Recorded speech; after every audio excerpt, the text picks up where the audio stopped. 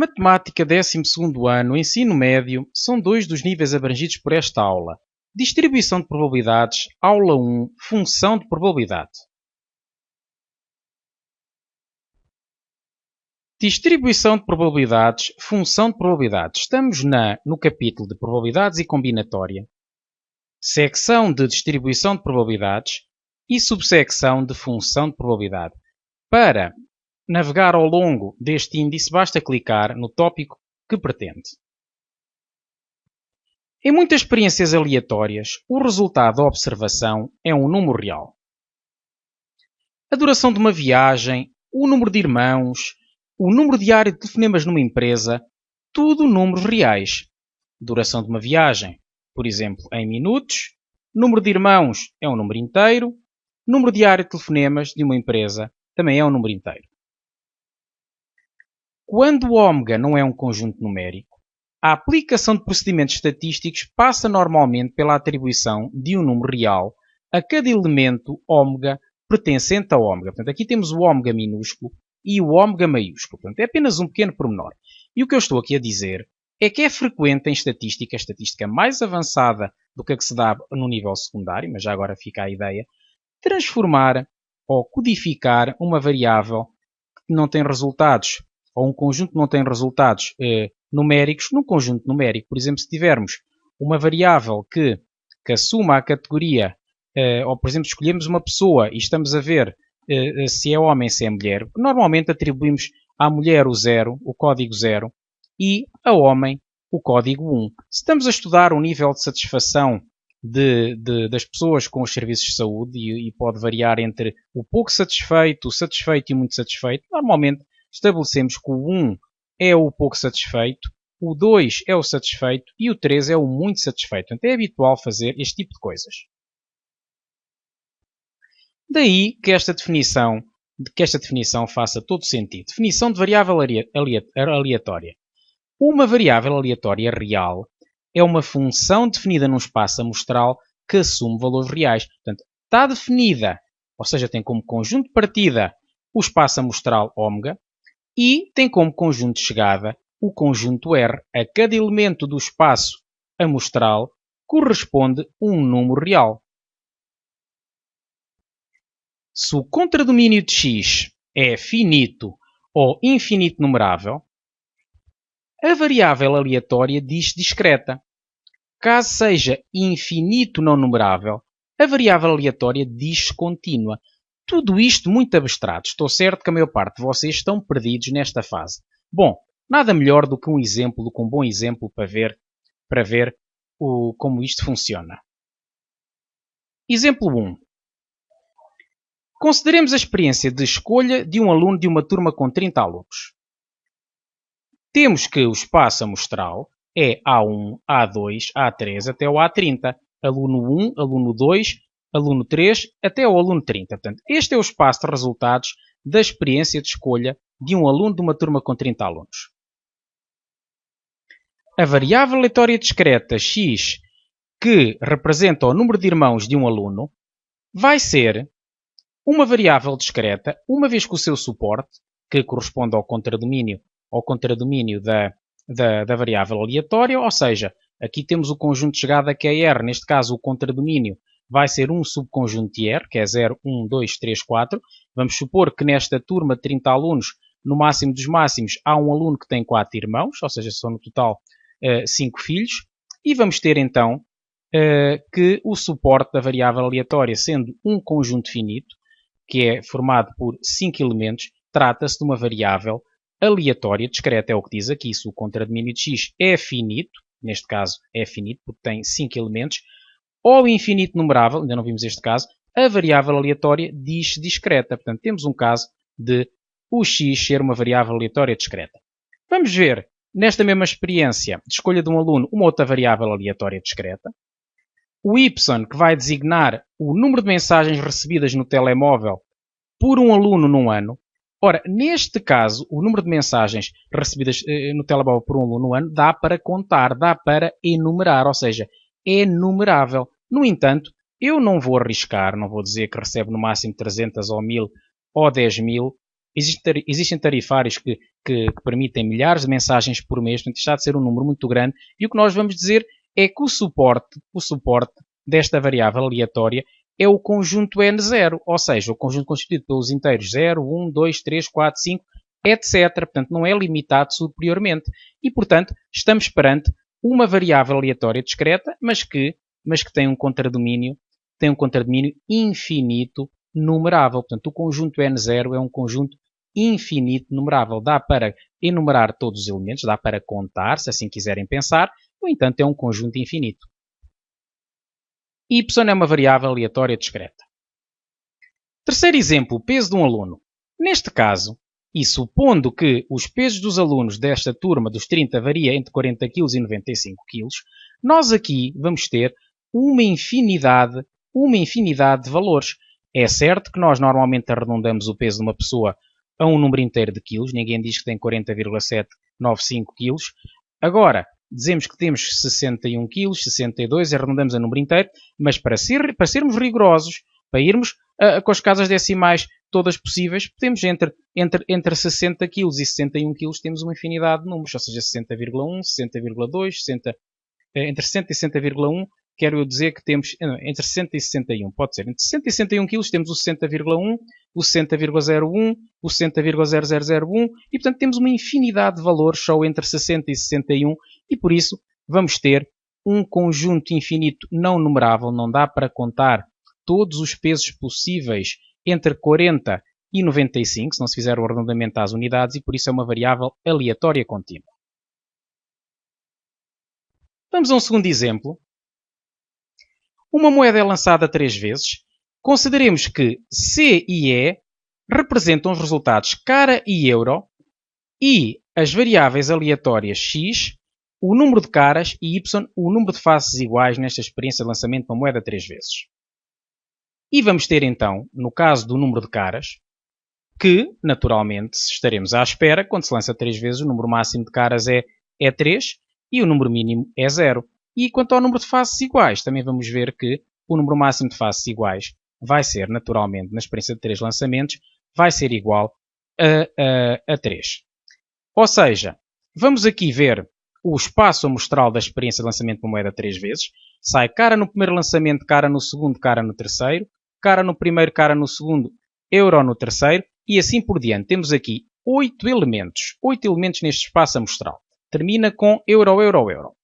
Valores de x, ou seja, a variável aleatória x designa o número de caras. Ora, eu aqui conto 3 caras.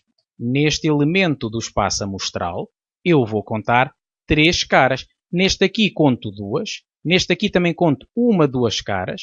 Aqui conto 2. Aqui conto 1 cara. Aqui também só conto 1 cara, aqui também. E aqui conto 0 caras. Conseguimos então observar que os valores que x toma são 0, 1, 2 ou 3. No caso de valores de y, que diz respeito ao número de faces iguais, ora, dá-se o caso daqui eu ter 3 caras, tenho 3 faces iguais, aqui eu tenho 2 caras, aqui também tenho 2 caras, portanto, 2 faces iguais, aqui também tenho 2 caras, aqui tenho 2 euros, portanto, o R representa o euro.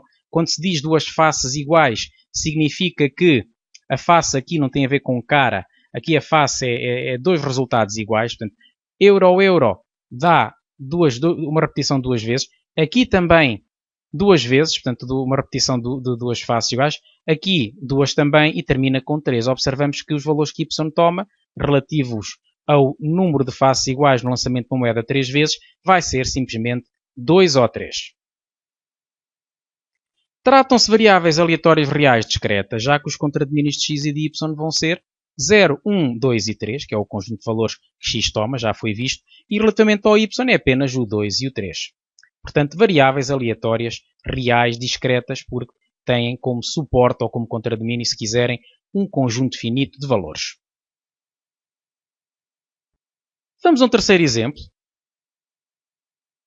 São exemplos de variáveis aleatórias contínuas, as variáveis aleatórias que designam a duração de uma viagem em horas, o peso de uma pessoa, já foi dito, e o lucro de uma empresa em euros. Portanto, nós aqui não conseguimos enumerar os resultados todos. Quando falamos de uma viagem em horas, normalmente arredondamos aos minutos, mas se considerarmos sem arredondamento, não vamos ter uma infinidade de valores e não conseguimos contá-los. Portanto, passa-se o mesmo com o peso e com o lucro de uma empresa, se nós não arredondarmos ao cêntimo. Portanto, considera-se uma variável aleatória contínua. Do ponto de vista prático, nós trabalhamos com variáveis aleatórias contínuas sempre que o conjunto de resultados toma um número muito elevado de resultados. Portanto, quando é assim, porque na prática trabalha sempre com arredondamentos e, portanto, dá para contar os números que, por exemplo, se é um exame de 0 a 200 pontos, dá para contar apenas 201 resultados, contarmos com o 0, não é? Do 0 ao 200 vão 201 resultados, assim como do 0 ao 3 vão 4, não é? Porque é o 0, o 1, o 2 ou o 3. E, portanto, vamos ter 200 resultados nas classificações de um aluno de 0 a 200. No entanto, se não tivéssemos arredondamentos, seria uma infinidade deles. Portanto, do ponto de vista prático, trata-se os resultados, as classificações dos alunos de 0 a 200 como sendo uma variável aleatória contínua. Vamos agora falar de função de probabilidade de uma variável aleatória real discreta. Dada uma variável aleatória real discreta unidimensional x, unidimensional significa que tem dimensão 1, nós não trabalharemos com mais do que 1, com contradomínio Sx igual a x1, x2 até xn, portanto um contradomínio finito, damos o nome de função de probabilidade à função definida por fx, que é igual à probabilidade de x ser igual a x, e que nos dá a probabilidade de associar a cada valor de x a probabilidade de x ser igual a x, no caso de x se pertencer ao suporte x, e 0 caso contrário, caso o x não pertença ao suporte de x. Portanto, é esta a definição de função de probabilidade, de uma variável aleatória real discreta. Resulta imediatamente a definição que o valor de qualquer probabilidade é maior ou igual do que 0, pois naturalmente neste caso aqui do ramo de cima vamos ter uma probabilidade, que é um número entre 0 e 1, inclusive incluindo o 0 ou eventualmente o 1, e aqui vai ser 0, aqui vai ser 0, portanto aqui neste caso se pertence ao suporte x não vai ser nunca 0, mas no caso de não pertencer vai ser 0, portanto naturalmente temos sempre um caso positivo ou nulo. E a soma de todas as probabilidades vai ser igual a 1, por definição de variável aleatória. Nós sabemos que se consideramos todos os valores que a variável aleatória pode tomar, então a soma das probabilidades de todos eles vai ser igual à unidade. Vamos ver um exemplo. Recordemos o exemplo apresentado anteriormente. Uma moeda é lançada 3 vezes e vamos ter que o x designa o número de caras e y o número de faces iguais e designemos por f de x e f de y as suas funções de probabilidade, respectivamente. Vamos ter, portanto, que tínhamos esta tabela que já tínhamos analisado, tabela de resultados, e agora aqui então vamos ter no caso da variável aleatória x, é habitual pôr no índice da função f a letra x maiúscula para associar a função de probabilidade à variável aleatória, e neste caso está aqui a dizer que se o x for 0, a probabilidade vai ser 1/8, ou seja, a probabilidade de x maiúsculo ser igual a 0 é 1/8. De facto, eu observo que apenas ocorre 0, se x designa o número de caras, só há 0 caras, a probabilidade de haver 0 caras vai ser apenas correspondente a esta situação, em que saem 3 euros, e neste caso, como contamos 8 situações, o espaço amostral tem 8 elementos, vai ser 1 sobre 8, que é portanto 1/8. No caso de 1, ou seja, qual é que é a probabilidade de x ser 1, do número de caras que saem nos 3 lançamentos ser igual a 1? Nós observamos aqui 3 situações em 8, pelo que vai ser 3/8. No caso de 2, quando é que ocorre 2 vezes o número de caras? Quando é que o número de caras é 2? Observamos aqui 3 situações em que isto acontece. Volta a ser, portanto, 3 casos em 8. No caso de calhar 3 caras, parece que acontece só apenas uma vez, que é esta primeira situação, cara, portanto a probabilidade do número de caras ser igual a 3 vai ser 1/8 e portanto fica rigorosamente como aqui temos. Poder-se-ia também acrescentar mais um ramo e indicar que a probabilidade é 0, que a função é 0 caso o x não pertence ao suporte x, mas também é habitual de apenas apresentar os valores onde a probabilidade é não nula. Uma outra maneira de apresentar este resultado é recorrendo a uma tabela. Coloca-se na primeira linha os valores que a variável pode tomar, 0, 1, 2 e 3, e agora em baixo colocam-se as respectivas probabilidades. Vamos agora à função de probabilidade de y, da variável aleatória y. Note-se que a variável aleatória y só toma os valores 2 e 3. Contam-se aqui 6 casos em que ocorre 2, ou seja, em que o número de faces iguais é igual a 2, e, portanto, vamos contar 6 oitavos. A probabilidade vai ser, portanto, 6 oitavos que é igual a 3 quartos, e a probabilidade do número de faces iguais ser 3 acontece duas vezes. Nesta primeira situação, cara a cara, ou euro, pelo que vai ser 2 oitavos, e 2 oitavos é igual a 1 quarto. Podemos também apresentar o resultado numa tabela, e aqui temos então, os valores que toma são 2 ou 3, e portanto 3 quartos, 1 quarto. Note-se que a soma destes valores, 3 quartos mais 1 quarto é igual a 1, e deve-se sempre fazer a confirmação para não deixar escapar nada. Já no caso da função de probabilidade da variável aleatória x acontecia o mesmo. Um dos conceitos mais importantes na teoria das probabilidades é o de esperança ou de valor esperado. Dada uma variável aleatória real x com contradomínio Sx igual a x1, x2, xn, a esperança, valor esperado ou valor médio, pode-se dizer destas três formas, da variável aleatória x, é dada pela soma dos valores que a variável aleatória pode tomar a multiplicar pelas respectivas probabilidades. E temos então agora um exemplo. Vamos ao exemplo anterior. Recordemos que a função de probabilidade é esta que aqui apresentamos, no caso da variável aleatória x, e temos, portanto, que a esperança vai ser, diz aqui que é o produto dos valores que a variável toma vezes a respectiva probabilidade, então vai ser 0 vezes 1 oitavo, mais 1 vezes 3 oitavos, mais 2 vezes 3 oitavos, mais 3 vezes 1 oitavo. Contas feitas vai dar 3 meios. O que se espera, no caso da variável aleatória x, que diz respeito ao número